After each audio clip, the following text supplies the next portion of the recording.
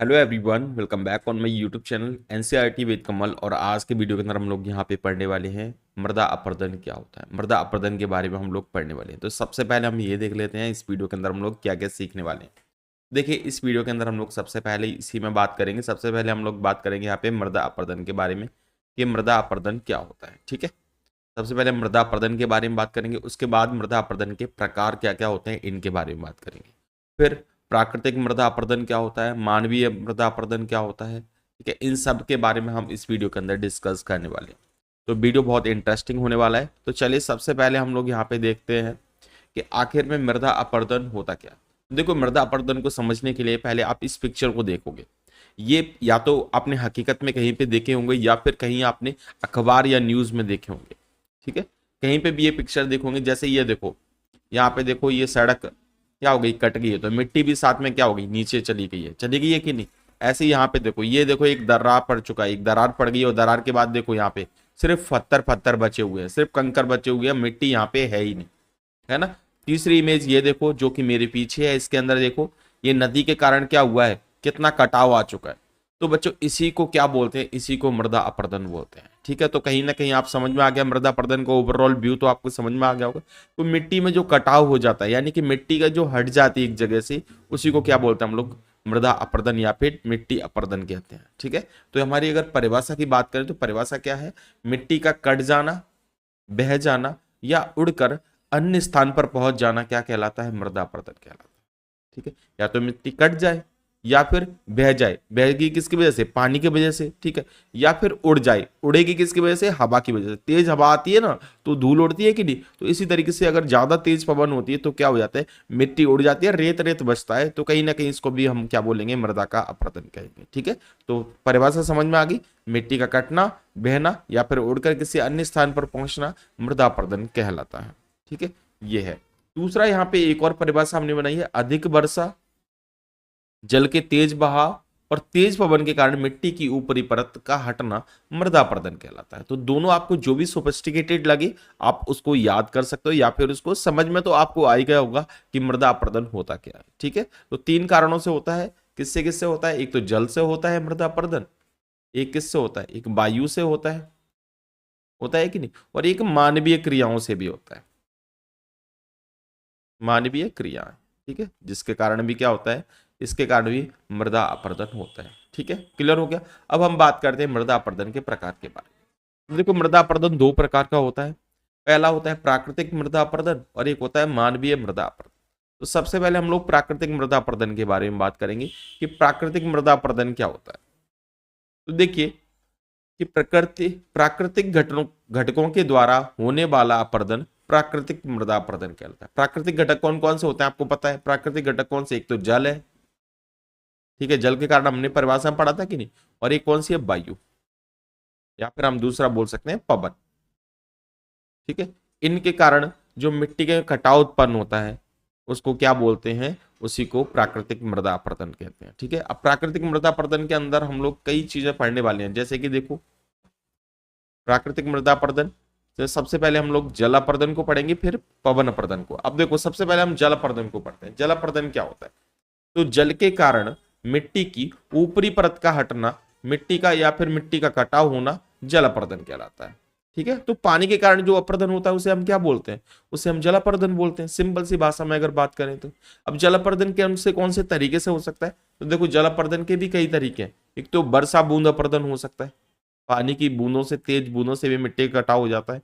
दूसरा, ठीक है, यहाँ पे परत अपरदन हो सकता है। तीसरा, यहाँ पे नलिका अपरदन हो सकता है। ठीक है, नदी तट अपरदन हो सकता है, या फिर भूस्खलन के कारण अपरदन हो सकता है। तो ये सब कुछ हम इस वीडियो के अंदर कवर करने वाले हैं। ठीक है, यहाँ तक तो हो गया। पहले तो आपको ये टाइप याद रखनी है। उसके बाद देखो, सबसे पहले हम बात करते हैं वर्षा बूंद अपरदन की, कि भैया वर्षा बूंद अपरदन क्या होता है। तो देखो, भूमि पर गिरने वाली वर्षा की बूंदें मृदा के कणों को, ठीक है, मृदा के कणों को एक एक दूसरे से अलग कर देती है। ठीक है, मृदा के कण बहते हुए जल के साथ क्या हो जाते हैं, दूर चले जाते हैं। सबसे पहले क्या होगा, जो तेज बूंदें आएंगी और तेज बूंदों के कारण क्या होगा, मिट्टी के कण क्या हो जाएंगे, अलग अलग हो जाएंगे। जो जकड़े होते हैं ना वो कैसे हो जाते हैं, जैसे मिट्टी मिट्टी अलग अलग हो जाती है, भुरभुरी टाइप में, ठीक है। और फिर ये क्या होगा, जब पानी का बहाव आएगा तो पानी के बहाव के साथ ये मिट्टी भी क्या हो जाएगी, बह जाएगी, ठीक है। तो इस कारण जो अपर्दन होगा, तो मिट्टी बह गई तो इसका मतलब अपर्दन हो गया। तो इस प्रकार का जो अपर्दन होता है वो क्या कहलाता है, वर्षा बूंद अपर्दन कहलाता है, ठीक है। ये वहां यहां तक बात समझ में आ गई, वर्षा बूंद अपर्दन। तो सिंपल है बिल्कुल, टॉपिक कोई ज्यादा कठिन है ही नहीं है। दूसरा आता है नलिका अपर्दन। ये भी पानी के कारण ही होगा, नलिका अपर्दन। तो क्या है, जल के अति बहाव के कारण, जल का तेज बहाव होता है ना, उसके कारण मैदानी या फिर पहाड़ी भागों में नलिकाएं बन जाती हैं, जहां पे ढलान होती है उधर, ठीक है। जिसके कारण मिट्टी का कटाव हो जाता है, वैसे ही क्या कहा जाता है, नलिका अपर्दन कहा जाता है। जैसे मान के चलो, ये ऊपर ही कुछ बिल्डिंग्स बनी है, नीचे की ओर ढलान है, और जिधर ढलान होगी तो पानी का तेज बहाव होगा, और पानी का जब तेज बहाव होगा, या पानी का तेज बहाव होगा, तो ये क्या करेगा, पानी अपने साथ मिट्टी को भी लेके जाएगा, और जब मिट्टी को लेके जाएगा तो यहाँ पे क्या हो जाएगा, यहाँ पे मिट्टी का कटाव होगा, यानी कि मृदा अपर्दन हो गया, ठीक है। तो इस तरीके से नाली बन जाती है, तो इसलिए इसका क्या नाम है, नलिका अपर्दन है। क्लियर हो गया यहां तक। उसके बाद आता है अगला, भूस्खलन के कारण अपर्दन। अब देखो फोटो में क्लियर दिख रहा है आपको, भूस्खलन यानी कि देखो, भूस्खलन होता है पहाड़ी क्षेत्रों में बहुत ज्यादा होता है, जैसे उत्तराखंड है, ठीक है, हिमाचल है, यहाँ पे भूस्खलन बहुत ज्यादा होता है, ठीक है। मिट्टी धसक जाती है, तो ये मिट्टी जो धसक जाती है जिसके कारण क्या होता है, मृदा अपर्दन होता है, ठीक है। तो वर्षा के दिनों में पहाड़ी क्षेत्रों में भूस्खलन के कारण मिट्टी का कटाव होता है, और मिट्टी का ऊपरी जो भाग है वो विस्थापित होकर क्या हो जाता है, एक नीचे कहीं किसी जगह पर एकत्रित हो जाता है। तो इस प्रकार का जो अपर्दन होता है वो कौन सा होता है, भूस्खलन अपर्दन होता है। क्लियर, यहां तक समझ में आ गया आप लोगों को। नेक्स्ट बात करते हैं तटीय अपर्दन। अब तटीय अपर्दन क्या होता है, तो देखो, आपने देखा होगा कभी कभी अगर आप नदी के किनारे गए हो तो आपने देखा होगा ऐसे टीले से बन जाते हैं, और वहां पे मिट्टी का बहुत ज्यादा कटाव होता है कि नहीं।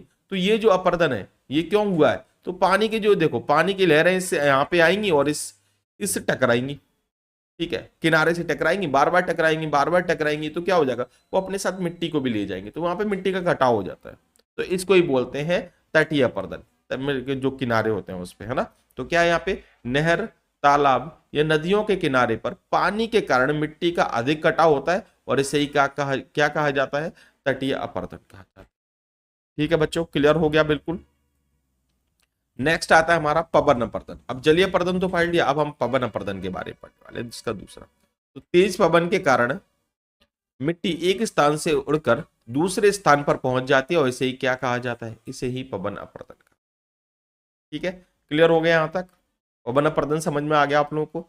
अब जैसे कि रेगिस्तान वाले एरिया में ये वाला अपर्दन ज्यादा होता है, वहां पे तेज जब हवाएं चलती है, लू चलती है, गर्मी चलती है, तो मिट्टी के जो कण है वो पूरे उड़ जाते हैं, सिर्फ रेत रेत बचता है, ठीक है। तो वो कौन सा अपर्दन हो गया, वो हो गया पवन अपर्दन।